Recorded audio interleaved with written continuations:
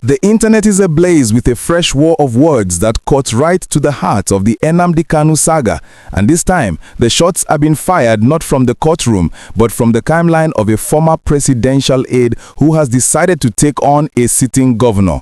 If you thought Governor Alex Otti's diplomatic mission to Aso Rock was a closed chapter, you need to hear what Bashir Ahmad has just unleashed.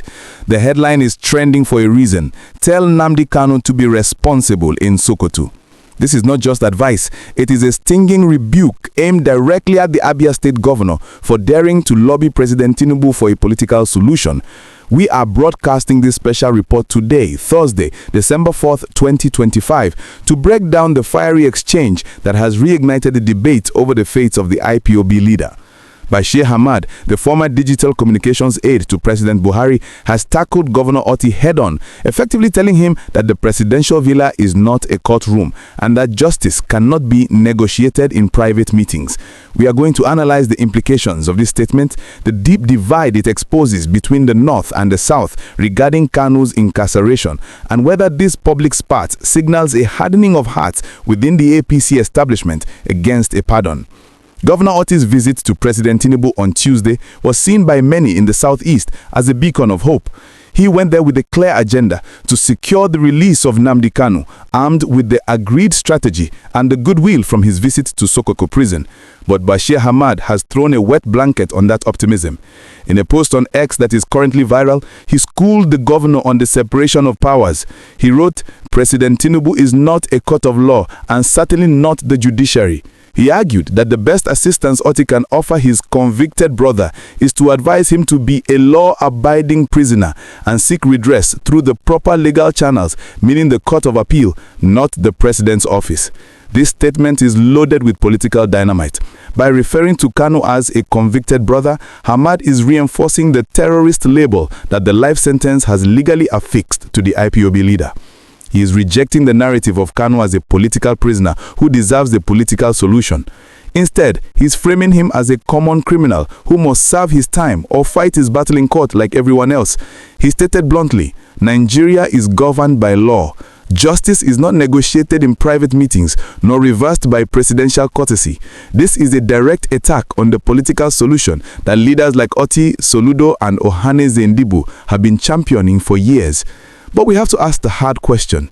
Is Bashir Ahmad right? Legally, yes. The president cannot overturn a court judgment. He can only grant a pardon.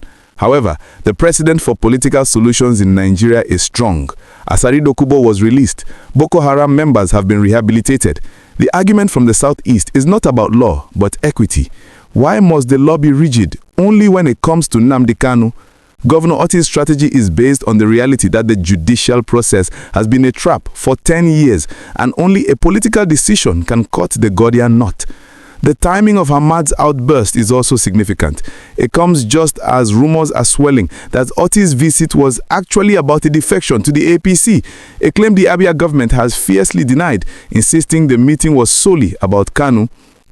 By attacking Otti, Ahmad might be signaling that the core North or the Buhari element within the APC is not comfortable with any deal that frees Kanu, regardless of what Tinubu might be considering. It reveals a fracture within the ruling party on how to handle the IPOB issue. While Tinubu might be open to a deal to stabilize the economy, elements like Ahmad are digging in their heels, demanding that Kanu remain responsible in his Sokoto cell. This Sokoto reference is particularly painful for Kanu supporters. It reminds them that their leader is far away, isolated in a region where he is seen by some as an enemy. Ahmad's advice to remain a law-abiding prisoner sounds like mockery to those who believe Kanu is the victim of extraordinary rendition and state persecution. It dismisses the high spirits and presidential reception Kanu reportedly received from inmates in Sokoto, trying to reduce him back to just another convict. So we are left with a clash of worldviews. On one side, Governor Otti and the Southeast elite who believe that peace requires compromise and executive clemency. On the other, Bashir Ahmad and the core law and order hardliners who believe that the law must run its full harsh course, no matter the political cost.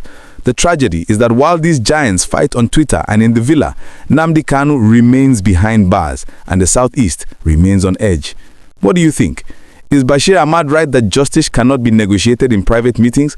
Or is he ignoring the reality that political solutions have saved Nigeria from crisis before? And does his statement suggest that the road to a pardon is blocked? Let me know your thoughts in the comments. We will keep tracking this battle of narratives as it unfolds.